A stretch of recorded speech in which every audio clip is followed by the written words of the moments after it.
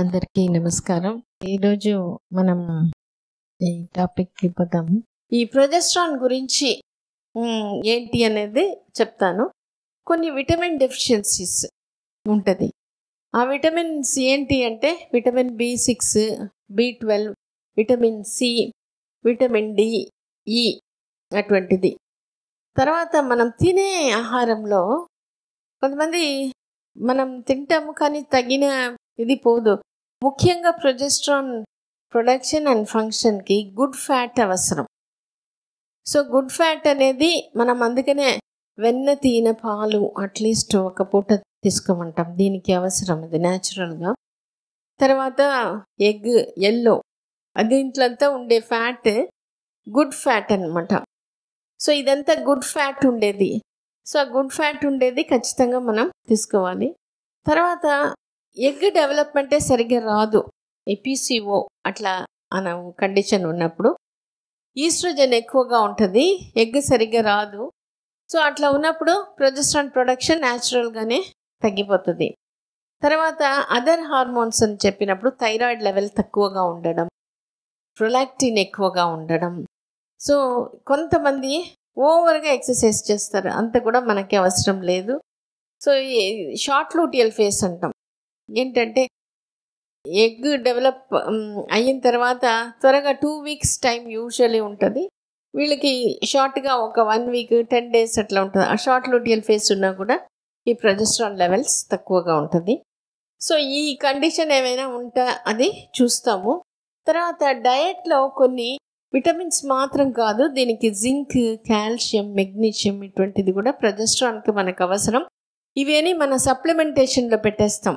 మనకుండే vitamin tablet పెట్టేటప్పుడు ఇవన్నీ వచ్చేటట్టు డయట్లో మనం తీసుకునే నట్స్, అదే బాదం పప్పు, వాల్నట్, నట్స్ అన్నీ.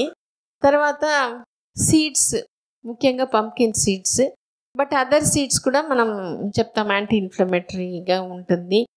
తర్వాత దాంట్లో గుడ్ ఫ్యాట్, గుడ్ ప్రోటీన్ అది బాగుంటుంది సీడ్స్లో.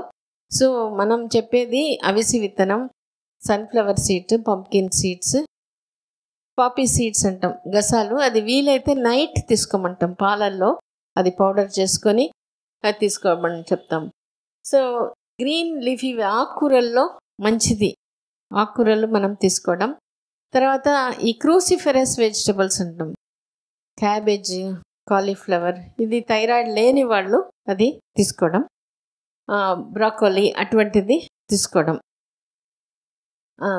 తర్వాత చామగడ్డ, అరటి పువ్వు, ఇవి కూడా మంచిది. పండ్లలో సిట్రస్ ఫ్రూట్, అవకాడో మంచిది. తర్వాత డార్క్ చాక్లెట్లో మెగ్నీషియం ఎక్కువగా ఉంటుంది. ఓట్స్, ఇవి అన్నీ మనకి ప్రొజెస్ట్రాన్ లెవెల్ ఎక్కువ చేసేదానికి.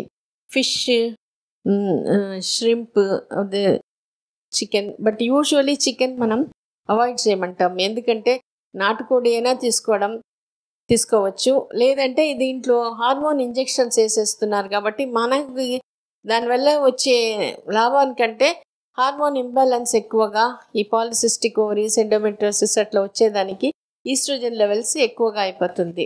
ఫైనలీ ప్రెగ్నెన్సీ రావడానికి మనకేం కావాలి? మనకి ప్రొజెస్ట్రాన్ లెవెల్ బాగుండాలి, ఇమ్యూన్ ఫంక్షన్ బాగుండాలి.